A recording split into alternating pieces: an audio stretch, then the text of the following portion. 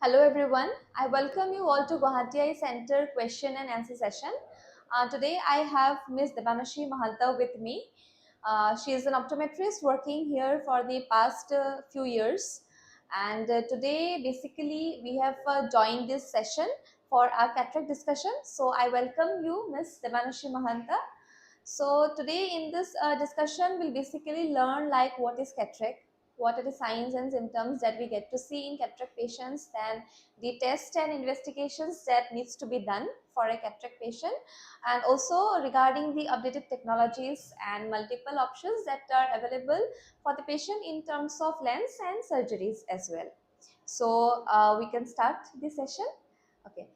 So my first question goes to Ms. Debanashi is that first let us know what is cataract. Hmm.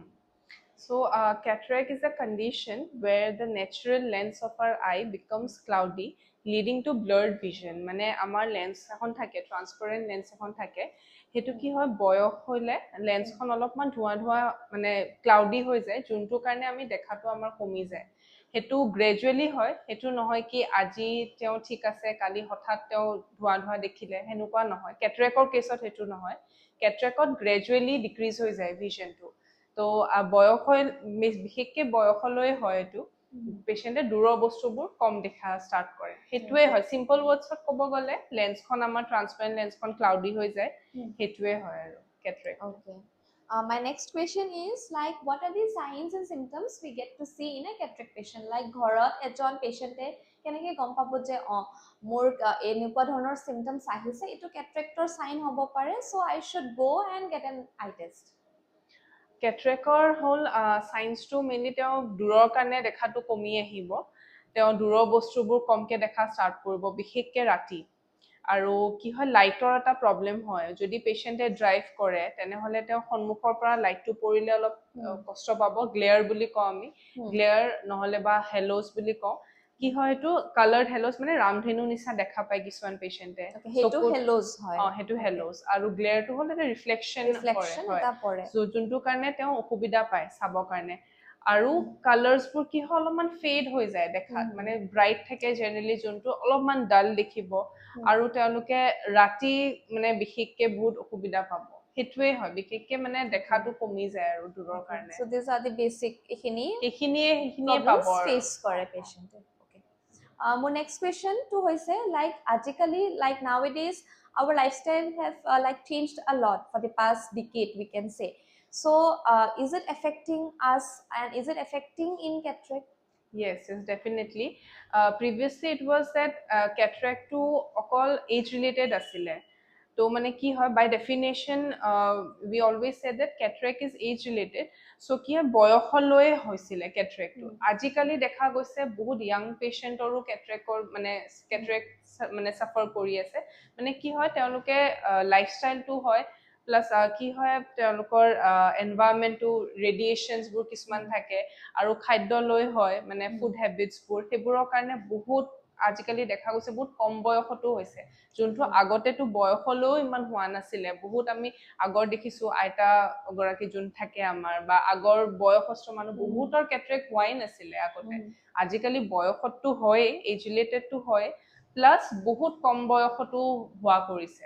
বিশেষকৈ এইটো mainly মানে food habits আৰু environment, ৰেডিয়েশ্যনছ, এইবোৰ লৈ বহুত বহুত ফেক্টৰ্ছৰ কাৰণে কেটৰেক্টটো এফেক্ট কৰা হৈছে। Food habits in the sense like fast food বা irregular timings. সেইটোৱে চব সেইবোৰ লৈ পিনে বহুত বহুত বহুত ৰিজন আছে, যোনটো কাৰণে আজিকালি বহুত কম বয়সতে আমি দেখা পাওঁ, বহুত কম বয়সতে আজিকালি কেটৰেক্টটো ষ্টাৰ্ট হোৱা হৈছে। So এটোৰে আমি এটো বুজিছো যে like we should definitely schedule our eating timings আৰু খোৱা লোৱা লগতে টোপনি যোৱা টাইমিংটো এটা schedule হলে like this will daily get লাইফষ্টাইলটো অলপমান যদি আমি ভালকে যদি আমি খোৱা মেলা চব কৰো, তেতিয়াহ'লে বহুত ক্ষেত্ৰতে আমাৰ কেটৰেক্টটো মানে হেৰি হ'ব আৰু সেইটোৱে। Okay. So not only in cataract, definitely this will improve overall in our life. So my next question is, যেতিয়া এজন patient আহে first time, for the first time they visit the hospital, so what are the tests or investigations that needs to be get done for the patient? ফাৰ্ষ্টলি টো হ'ল patient যেতিয়া আহিব first আমি preliminary checkup কৰোঁ, মানে পেচেণ্টজন আহিব, অহাৰ পিছত আমি তেওঁলোকৰ ফাৰ্ষ্ট হিষ্ট্ৰীটো লওঁ, তেওঁ প্ৰিভিয়াছ হিষ্ট্ৰী কিবা আছে নেকি, অকুলাৰ হওক মানে চকুৰ পিনৰ পৰা হওক বা এনেও কিবা চিষ্টেমিক ডিজিজ আছে নেকি, যেনেকৈ ডায়েবেটিছ, হাইপাৰটেনশ্যন, সেইবোৰ আমি ৰেকৰ্ডটো ৰাখিব লাগে। আৰু তাৰ বাদে আমি ভিজনটো চাওঁ, পেচেণ্টৰ কিমানখিনি তেওঁ দেখি আছে, চশমা নোহোৱাকৈ কিমানখিনি তেওঁ দেখা পাইছে, সেইখিনি আমি চাওঁ।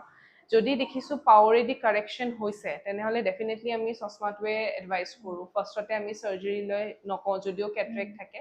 মানে আৰ্লি চেঞ্জেছত আমি কেটৰেক্টটো খুব এটা এডভাইচ নকৰোঁ, যদি তেওঁলোকে দেখি আছে চশমাইদি। আৰু যদি নাই দেখিছোঁ চশমা দিও ইম্প্ৰুভ হোৱা নাই, তেনেহ'লে কেটৰেক্ট চাৰ্জাৰীটো এডভাইজেবল হয় তেওঁলোকৰ কেছত। আমি চাওঁ, আমাৰ স্লিট লেম্প এক্সামিনেশ্যন এটা কৰোঁ, মানে মেচিন এটা আছে, সেইটোত আমি চাওঁ তেওঁলোকক গোটেই কৰ্নিয়া হওক, লেন্স হওক, গোটেইখিনি পাৰ্ট চাওঁ। চাই মেলি আমি চাওঁ কেটৰেক্টটো কিমানখিনি গ্ৰেডিঙত আছে, মেচিউৰিটি কিমান হৈছে। তো সেইটো হিচাপে আমি চাওঁ কি ভিজনটো কিমানখিনি তেওঁ এফেক্ট কৰি আছে। যদি বহুত বেছি নাই, এফেক্ট কৰি আছে, তেনেহ'লে আমি এডভাইচ কৰিয়ে দিওঁ আৰু কেটৰেক্ট surgery to go for a cataract surgery. হয়। Okay. My next question, to you, Ms. Devanashi, is that যেতিয়া এজন পেশেণ্টক when we advise for the cataract surgery or we advise for lenses, so what are the multiple options available for the patient in terms of lens and also in terms of surgical lenses, কেনেকুৱা ধৰণৰ updated technologies বা lenses available আছে, but are these lenses Indian or are these lenses from outside? So we just want to know a little about it. Okay, lenses options বহুত আছে। ফাৰ্ষ্টলি ইনভেষ্টিগেশ্যনৰ পিনৰ পৰা ক'ব গ'লে আমি কেইটামান টেষ্ট কৰোঁ। ফাৰ্ষ্টলি হ'ল মেইন টেষ্ট হ'ল আমাৰ বায়'মেট্ৰি বুলি টেষ্ট এটা আছে। সেইটো কি লেন্সৰ এটা মেজাৰমেণ্ট লোৱা হয়, মানে আমাৰ নেচাৰেলি যোনখন লেন্স আছে মই কৈছোঁ, সেই নেচাৰেল লেন্সখনৰ এটা পাৱাৰ কেলকুলেশ্যন প্লাছ কৰ্নিয়া গোটেইখিনি মিলি এটা টেষ্ট কৰা হয়। এটাই টেষ্ট হয়, বায়'মেট্ৰি বুলি কওঁ। সেইটোত কি হয়, গোটেইখিনি কেলকুলেশ্যন কৰি এটা IOL পাৱাৰ এটা ওলোৱা হয়, মানে ইন্ট্ৰা অকুলাৰ লেন্সৰ পাৱাৰ। সেই পাৱাৰটো মতে আমি লেন্সখন অৰ্ডাৰ দিওঁ, দেন বাকী প্ৰচিড কৰি ডক্টৰে মানে চাৰ্জাৰীটো হেৰি কৰে।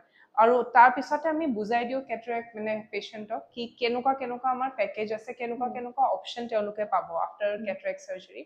ফাৰ্ষ্টলি হ'ল আমাৰ লেন্সেছৰ অপশ্যনছ 3টা আছে। ফাৰ্ষ্টলি মনোফোকেল, দেন এডভান্স মনোফোকেল আৰু ট্ৰাইফোকেল। মনোফোকেল হ'ল মনো কাৰেকশ্যন কৰে, তেওঁলোকে পেচেণ্টে দূৰৰ বস্তু দেখা পাব, ওচৰত চাবলৈ তেওঁলোকে চশমা ব্যৱহাৰ কৰিব লাগিব। এডভান্স মনোফোকেল হ'ল দূৰৰ বস্তু তেওঁ দেখিব আৰু ইণ্টাৰমিডিয়েট কাৰেকশ্যনটো হয়, মানে কম্পিউটাৰত যদি কাম কৰে তেওঁলোকে সেইটো কেছত। আৰু ওৱান হেণ্ড ডিষ্টেঞ্চত যিখিনি কাম, ধৰি লওক খাওঁতে আমাৰ বিশেষকৈ ওৱান হেণ্ড ডিষ্টেঞ্চতে কাম হয় বেছিকৈ। চব কাম আমি ওৱান হেণ্ড ডিষ্টেঞ্চতে কৰোঁ ৰেগুলাৰ বেচিছত, সেনেকুৱা ডেইলি এক্টিভিটিজবোৰ। তো সেইখিনি বস্তু তেওঁলোকে ভালকে দেখা পাব। একদম সৰু আখৰ চাবলৈ তেওঁলোকে লিখা পঢ়া কৰিবলৈ চশমা ব্যৱহাৰ কৰিব লাগিব। থাৰ্ডলি হ'ল ট্ৰাইফোকেল। ট্ৰাইফোকেল হ'ল 3টা জোনতে ক্লিয়াৰ কৰে, distance, near as well as distance, intermediate as well as near. তো 3টা জোনতে ক্লিয়াৰ কৰিব।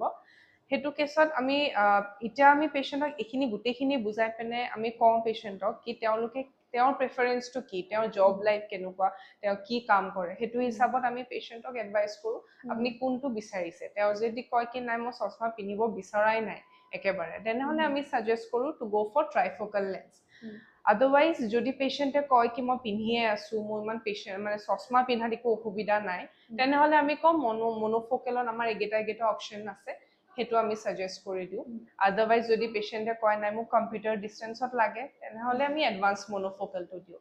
তেনেকৈ আমি পেচেণ্টৰ মানে যেনেকুৱা বিচাৰে তেওঁৰ প্ৰেফাৰেঞ্চৰ মতে আমি তেওঁলোকক এডভাইচ কৰি দিওঁ, তেওঁলোকে যোনটো বিচাৰে অপশ্যন ল'ব পাৰে। তাৰ মাজতে এটা যোনটো আপুনি ক'লে ফৰেন লেন্স, ইণ্ডিয়ান লেন্স, আমাৰ অপশ্যনছ এই তাৰে মনোফোকেল, এডভান্স আৰু ট্ৰাইফোকেলৰো তাৰ ভিতৰতে ইণ্ডিয়ান ফৰেন দুটাই অপশ্যন আছে। আৰু পেচেণ্টক আমি কৈ দিওঁ কেনেকুৱা প্ৰাইচ ৰেঞ্জৰ আছে, কেনেকুৱা আছে। তো পেচেণ্টে নিজৰ মানে সুবিধা অনুযায়ী সেইটো আমাক কৈ দিয়ে কি নাই আমি এইটোত যাম বা এইটোত যাম। ইণ্ডিয়ানো আছে, ফৰেন লেন্সেছো আছে, বেলেগ কোম্পানীৰ। So basically, according to the occupation, then according to their daily needs, the patient can go for and select we have various lenses. options for that, they can go for it. Okay, so it was indeed a very helpful session. So we got to learn a lot about cataract, what are the clinical features, then the updated technologies, the treatment options, the management that can be used that can be opt for the patients. So it was a very helpful and very informative session. So I thank you, Ms. Debanoshi Mahanta, Thank for you. giving us this information. And lastly, I would like to say that we will again come up with another session, Q&A session. So lastly, again, I would like to thank Ms. Debanoshi Mahanta. Thank And you. thank you so much for joining us. We will see you again. Thank you.